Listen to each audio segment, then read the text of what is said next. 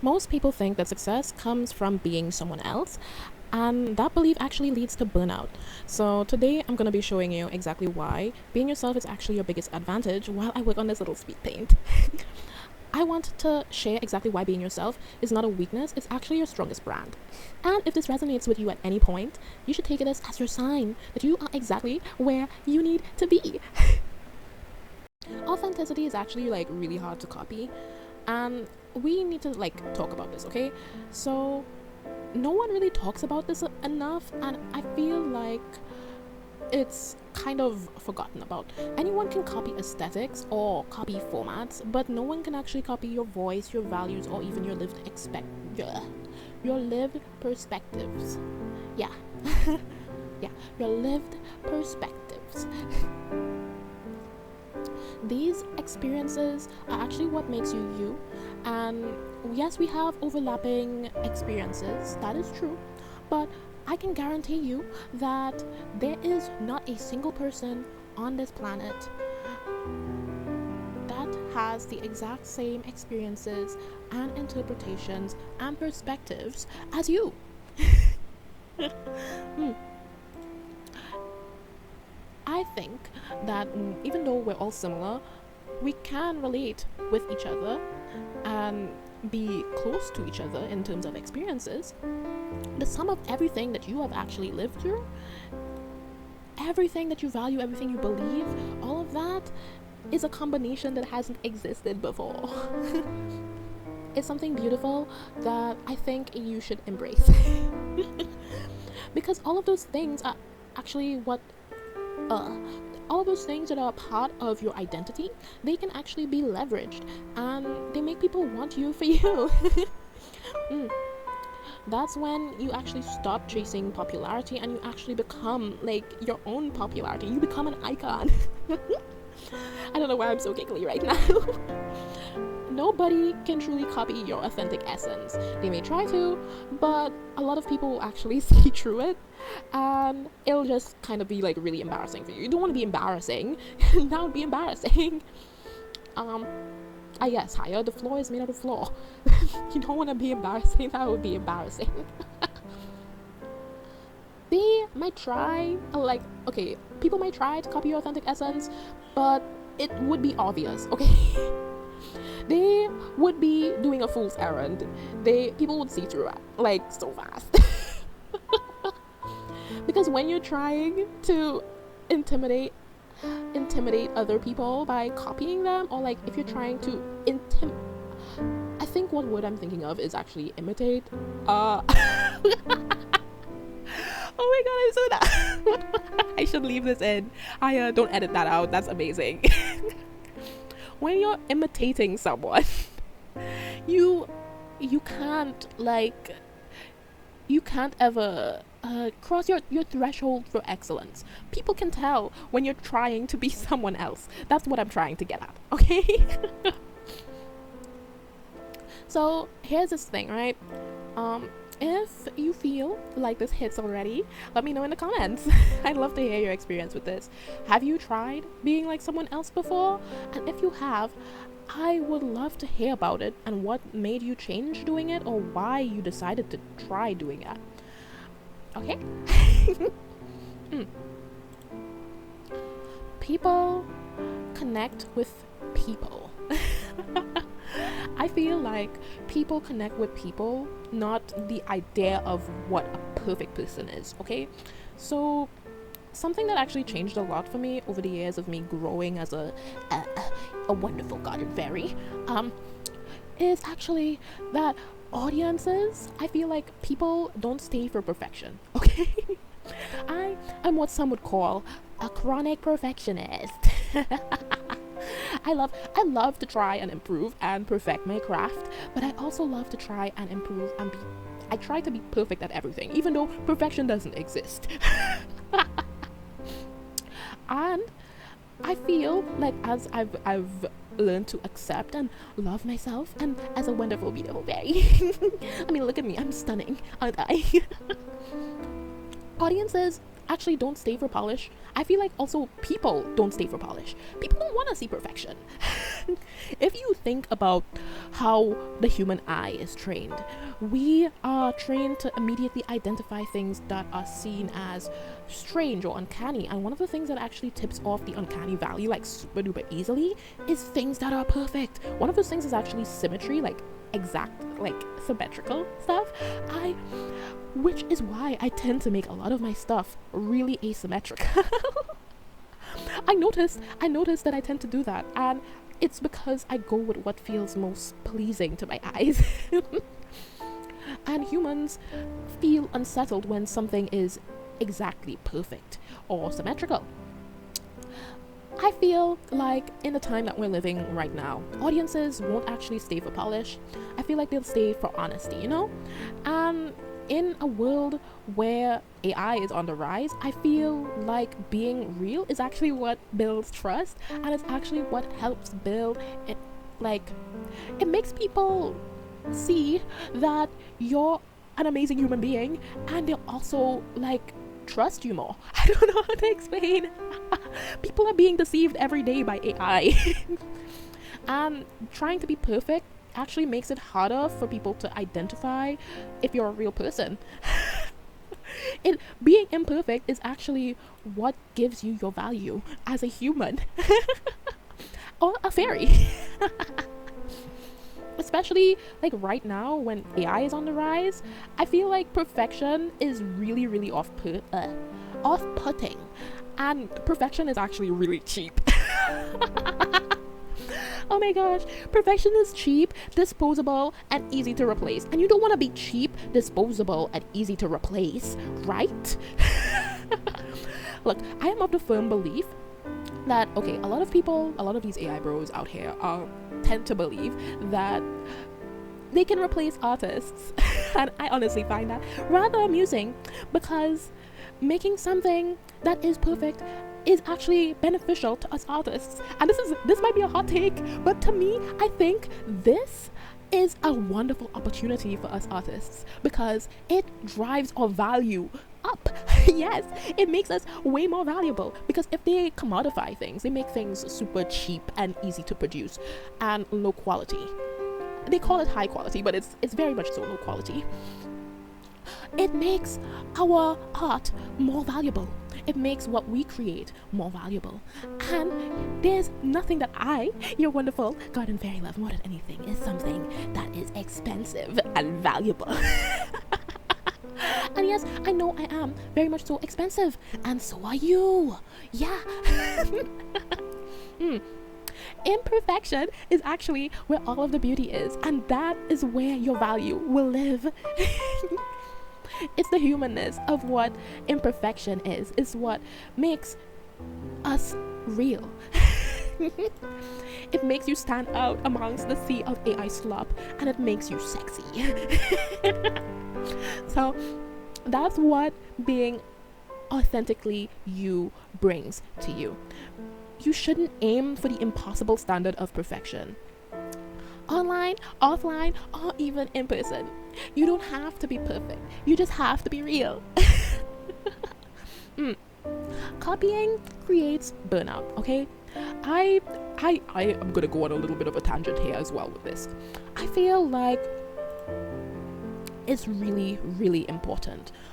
Holding up a persona is one thing, but holding up a persona that isn't you can actually become like really exhausting, okay? Being yourself is what is sustainable in the long form. And when everyone is trying to be like someone else and trying to copy what people think people would like, when you're being you, people would be attracted for you, and you'll become a trendsetter.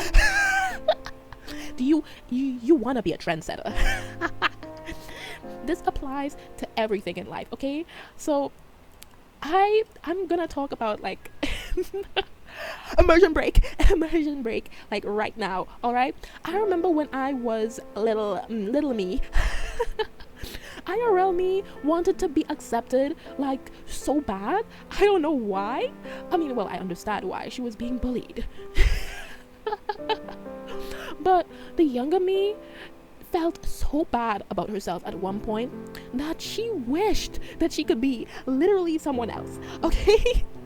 Which is something really, really sad to say, but it's something that happened to me. And I know that this is a common experience. And I know there's someone out there that may be going through the same thing that little me went through when I was little me.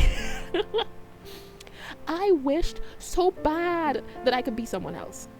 I wish so bad that I could be beautiful or popular or any of these things, because I had people in my life that would tell me these super degrading things about myself, like, oh, Haya, you're ugly, Haya, you're lame, Haya, you have no clothes, Haya, you have no style, you have nothing, you suck. And I would take that on, and I believe that about myself, and it made me feel bad to be me, because people would tell me that I'm weird, people would tell me that I'm strange, people would tell me that I suck, and I don't deserve to be here, and I don't deserve to have friends, which is terrible.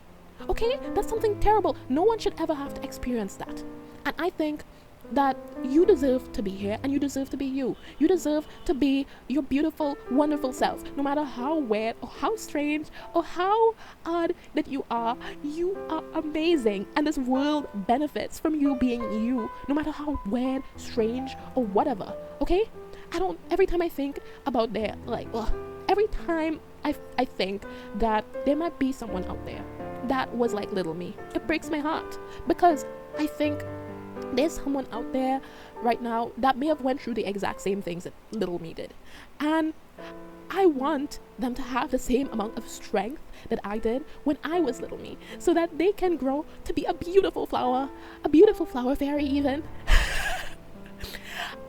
This is something that I feel really passionate about, but it's because I want to speak directly to the person that I was, and I know that the person that I was, there are thousands of those girls out there, young girls, teen girls, however old, young, it doesn't matter. Okay, you're all welcome here. You're all welcome in my little garden, and you deserve to be here. You deserve to be you. You deserve to be beautifully weird or strange or cringe or whatever people might want to label you with, because at the end of the day, I'll tell you a little secret, okay? Eventually, when you are you long enough, you're beautiful, you're weird, you're strange, people eventually forget completely about how weird or strange you are if you get popular. Okay? A good example of this is actually oh my gosh, she's like one of my favorite celebrities. Lady Gaga. Okay? Lady Gaga and Michael Jackson. I'm talking about two of my favorite celebrities right now, okay? These guys, they're so weird. And I love them, okay? I love them so much. Oh my god. Like, Lady Gaga is so strange, and so was Michael Jackson. Michael Jackson was super duper strange and super duper weird, but they grew popular because they were them. They shared their weirdness with the world, and people thought it was cool. People thought it stood out. It was strange, and they loved it. People eat up weird, even though society shames weird, even though society pretends as though it doesn't like weird. They hate weird. They act like if they don't like weird, but eventually they immediately stop treating it like it's amazing. Eventually, trust me when I say it pays off to be weird. I remember when I was a kid, and they would have a lot of hate for anime, okay? And I loved anime as a kid. I didn't go around doing weird stuff, obviously, but I would draw anime a lot, and it was one of the things that actually motivated me into doing art and stuff, and who knows, maybe that's why I'm a VTuber now. But I feel like I got harassed and bullied a lot as a child for anime, and a lot of people now love anime and love participating in anime culture and going to conventions and stuff like that. And I find that rather interesting, because that was once considered weird. So moral of the story is, you should be you, okay? And I'm gonna continue talking about why you should continue being you in this video, because when you think, I wish I am not me, that's really heavy to carry, and you are a beautiful soul, and you came here to be you, okay? Copying someone else and wishing that you could be them and live their life is not good for you or anyone else in the long run. It's a dishonor to yourself and this just the perfect and unique person that you are. That kind of masking, it becomes exhausting, and honestly, I think this world would benefit so much more from you if you were to just be however weird and wonderful you are. And if you've ever felt this way before, you know that you're not alone and you don't have to be, okay? Specific is way better than popular, and I feel like a lot of people get stuck when they try to appeal to everyone because they end up connecting with nobody. And like, one of the most valuable things when creating a brand is actually knowing who you don't want to be associated with. As a brand, there's something called, I think, your brand enemy or something like that. I have it labeled as that. It's what you don't want associated with yourself or the brand that you're trying to create for yourself at all. And if you try to appeal to everyone, if you try to be good and have everyone be acceptable to everyone, no one's gonna be able to accept you, okay? So being specific and being who you are is actually what would let people be seen and stay with you. And people who last the longest or make the most genuine connections in the real world or in the digital world online. I say as I make a video for online. Aren't the ones that are chasing the widest audience. They're actually the ones that are speaking the most deeply to the right ones. And that's when your content starts to feel like it was actually made for a person, even if they're like not there, you know. It makes your content feel like it's for them. It's not just for everybody, it's tailored for them and what they would want. And that's when the right audience will find you. And look, this part might actually sound like really scary at first, but it's really freeing. Being yourself actually acts like a filter to keep all of the weird people, and when I say weird, I mean the people that are mean to you, right, away from you. It draws in all of the people that would resonate with you, and it would push away all of the people that don't.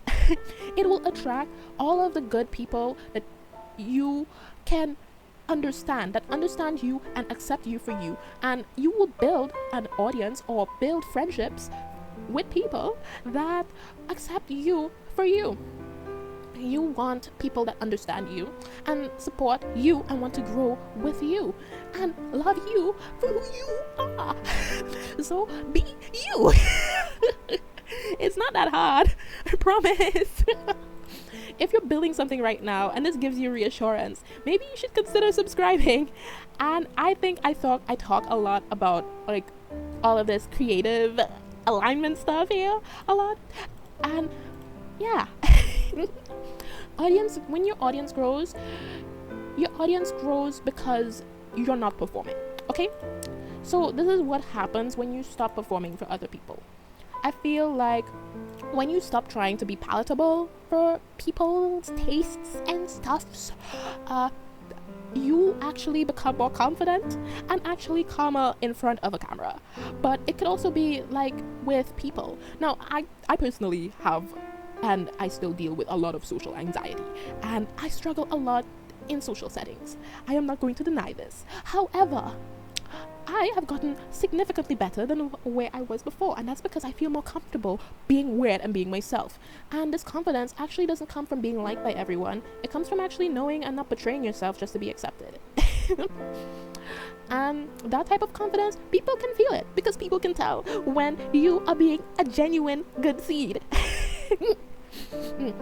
Originality actually comes from your lived experiences, and I feel like this is important because a lot of people I've seen ask how they can be original and be more authentic, especially like in VTubing. I'm bringing up VTubing right now because I am in fact a VTuber. But a lot of people talk about like wanting to be more original and wanting to stand out. Well, being original isn't something that you invent. It's actually something you uncover by being yourself and like being authentic with your culture, your life, your experiences, your struggles. You add that into your craft and you hone that. You use that as an advantage because it is one. All of that is what naturally shapes your voice. And It's why no one else can create the exact same thing that you do, even if they try to. And if they do try, it won't have the exact same like essence. It won't have your authentic being in it. It won't hit the same, and people will tell. Trends, I think they are lame. Okay, I won't say lame. Trends kind of end, but your identity doesn't. And it's fun to do a trend every now and again, but they come and they go, you know? They're tools. They're not your foundation. They're not what makes you you. And your entire brand, it shouldn't be something that is built on what is most popular in the moment. It actually makes that become like super duper fragile. I don't know. Maybe when I get a chance, I will do a brand Bible video and how to make your own brand Bible as a VTuber, because that, I feel like that is something that is super duper underrated, and I think that people should absolutely standardize that. I have my own wonderful brand Bible and I use it with everything that I do. I use that to create wonderful, beautiful brand consistency, and it's actually like really duper like really important. And this stands for more than just like content creation and stuff. I have, I don't know, like an IRL brand Bible for myself, things that I personally want associated with myself, and things that I personally want associated with myself as a brand, and things that I don't want at all associated with my brand. This goes all the way down to even like your signature smells, your scents, your clothes, your style, everything, down to what colors you use, why colors, certain colors that you use and why you use those colors, everything. Trends are something that passes without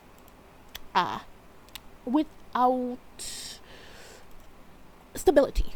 Trends don't stay. They change. And you want something that is stable, that people can come to at any point in time, and it wouldn't be ever changing, you know? Yeah. The long-term in the long term, your success is something that should stay aligned with what you are. It should stay aligned with what your identity is and what you have set for yourself in your brand Bible or whatever thing that you're keeping. This is what it all comes down to. Success is what costs. I think success shouldn't cost anything, okay? If it costs your own identity, if your success costs you your identity, then it's too expensive, okay? When something costs you your peace, your state of mind, your energy, and it doesn't really align with who you are and you have to abandon everything about yourself, then it's not worth it. And when your success and your work aligns with the person that you really are, who you truly are, it'll actually stop feeling like it's discipline, and it'll actually feel like super duper fun. It feels like delusional, being delusional. It feels like being devoted to who you are. It feels like you don't have to force yourself to move forward, and you can just be you and do what you want and have fun, and people love you because you're you. And as long as you're moving in that direction, I think that you are going down the right path. And you are going exactly where you're meant to go. So, I hope that this video resonated with you. And if it did, I really, really hope that you're willing to share it with someone that you think also needs it as well. Because being yourself should never feel like a risk. It is actually your strongest brand.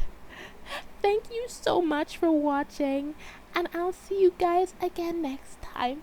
Bye bye!